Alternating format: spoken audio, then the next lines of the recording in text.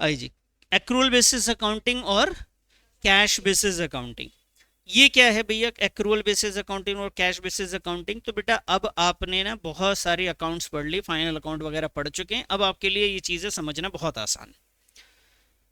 देखिए, cash basis accounting वो है जहां पे ना हम ना क्रेडिट ट्रांजैक्शंस के बारे में कोई बात नहीं करते, किसी पे पैसे बाकी हैं उसके बारे में कोई जिक्र नहीं है। यानी हमारे ऊपर किसी के पैसे बाकी हैं तो हमारे हम भी रिकॉर्ड नहीं करेंगे, हमारा पैसा किसी पे बाकी है तो उसका भी कोई मतलब नहीं है। पैसा आएगा तो लिखेंगे, पैसा जाएगा तो लिखेंगे, वो कहते हैं कैश बेसिस अकाउंटिंग। अब इस और एक्रूअल बेसिस में क्या होता है, अगर मैंने किसी को क्रेडिट पे सेल किया है वो भी लिखेंगे, किसी से क्रेडिट पे परचेज किया है वो भी लिखेंगे, मैंने रेंट पे नहीं किया है वो भी लिखेंगे, जो पे किया है वो भी लिख देंगे।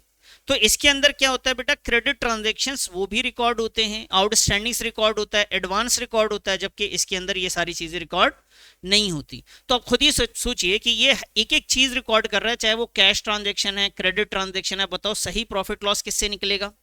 एक्रूअल बेसिस से निकलेगा। सही फाइनेंशियल पोजीशन यानी बैलेंस शीट किससे सही मालूम चलेगा?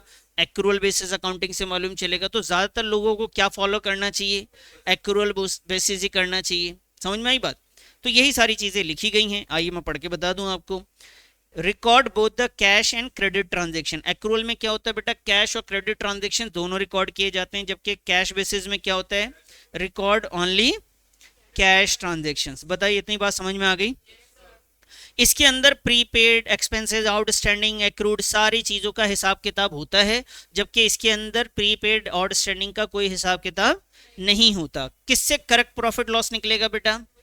तो profit and loss provides correct profit and loss किसमें? एक्रूअल बेसिस में, जबकि इसकी वजह से करेक्ट प्रॉफिट एंड लॉस नहीं आता। क्यों नहीं आता सर? आप देखो प्रॉफिट एंड लॉस अकाउंट में अगर मैं डेप्रिसिएशन ना लिखूं, डिस्काउंट्स नहीं लिखूं, मैंने दिया है बेड डेट्स नहीं लिख रहा हूं, प्रॉफिट एंड लॉस में ये भी नहीं लिखा, आउटस्टैंडिंग रेंट, एक महीने का रेंट दिया है, बाकी 11 महीने का बाकी, वो मैंने लिखा ही नहीं एक्सपेंसेस में, तो क्या मेरा सही प्रॉफिट लॉस आएगा? नहीं आएगा। तो बेटा इसकी वजह से हमारा प्रॉफिट लॉस सही नहीं आता है। किसमें ज्यादा मेहनत, अकाउंटेंट की नॉलेज किसमें ज्यादा स्ट्रांग होनी चाहिए? एक्रूअल बेसिस में आप उसको आउटस्टैंडिंग की एंट्री आनी चाहिए, एक्रूअल की भी आनी चाहिए, रूल रेगुलेशन सबके पता होने चाहिए। इसमें क्या जरूरत है, इसमें तो पैसा आएगा और जाएगा, बस इतना ही लिखना है। तो इसमें आपको ना टेक्निकल नॉलेज की कम जरूरत है, यहाँ पे टेक्निकल नॉलेज की ज्यादा जरूरत है। ज्यादातर लोग किसको एक्सेप्ट कर रहे हैं बेटा? तो एक्रूअल को करते हैं। तो legally recognized by the companies act, मतलब जो भी कंपनी रजिस्टर्ड है वो सारी कंपनी को बोला गया है कि भैया आपने अकाउंटिंग किसके बेसिस पे करना है? एक्रूअल बेसिस अकाउंटिंग के हिसाब से करना है, कैश बेसिस के हिसाब से आपको अकाउंटिंग नहीं करनी है। तो ज़्यादातर लोग इसी वजह से एक्रूअल बेसिस को फॉलो करते हैं, क्योंकि इसमें सही प्रॉफिट लॉस मालूम चल जाता है। यहाँ पे सही प्रॉफिट नहीं मालूम चलता तो इसको फॉलो नहीं करते। रिलायबल, किस पे ज़्यादा भरोसा किया? जब सोचिए दो लोगों ने बिजनेसेस का अपना हिसाब किताब आपके सामने लाए और आप इन्वेस्टर्स हैं, आपसे बोल रहे हैं पैसे लगाइए।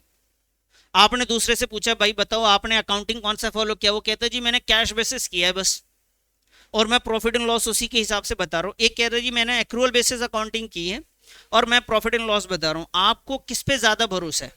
एक्रूअल वाले पे आएगा तो वो ज्यादा रिलायबल है, जिसने एक्रूअल बेसिस फॉलो किया, आप उस पर ज्यादा इन्वेस्टमेंट की तरफ भागेंगे। तो रिलायबल कौन सा है बेटा? एक्रूअल बेसिस, ये लेस रिलायबल है। अच्छा, ऐसे कोई कंपनी है जब सही प्रॉफिट लॉस की बातें हो रही हैं उसके बावजूद भी एक्रूअल और कैश बेसिस है? बेटा कुछ ऐसी कंपनीज हैं जो सिर्फ कैश बेसिस अकाउंटिंग करती, जैसे ही बहुत छोटे फर्म, बहुत ही छोटे, जैसे दुकानदार हैं, उसको पता है कि दे दिया तो ठीक है। नॉन प्रॉफिट ऑर्गेनाइजेशंस, मस्जिद, मंदिर, गुरुद्वारा के जो हिसाब किताब, उसमें ना ये नहीं होता कि इसने इस बार चंदा दिया था अगली बार नहीं दिया वो मेरा डेटर हो जाएगा, ठीक है, उसमें उधारी का हिसाब नहीं रखते, कोई बात नहीं चलो ठीक है। तो वहां पे ना अलाउ भी है कि आप चाहो तो कर सकते हो कैश बेसिस अकाउंटिंग, ठीक है। Suitable for entities professionals needing simple records. Professional कौन? जैसे सीए भी हो सकते हैं, डॉक्टर्स भी हो सकते हैं, टीचर्स भी हो सकते हैं। तो यहाँ पे भी कैश बेसिस अकाउंटिंग चलता है, ठीक है जी। यहाँ पे जहाँ पे बड़े बिजनेसेस हैं वहाँ पे बिल्कुल भी नहीं चलेगा, वहाँ पे आपको एक्रूअल बेसिस ही करना पड़ेगा रिकॉर्ड। कोई दिक्कत है बताइए? अब बताइए एक्रूअल बेसिस अकाउंटिंग और कैश बेसिस में किससे सही प्रॉफिट आएगा? कंपनीज एक्ट 2013 के हिसाब से कौन एक्सेप्टेबल है, कौन सा रिलायबल है, कौन सा डिफिकल्ट है? कैश बेसिस डिफिकल्ट थोड़ी ना है, एक्रूअल बेसिस अकाउंटिंग डिफिकल्ट है ना।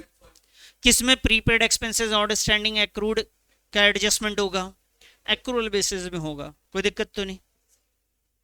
चलिए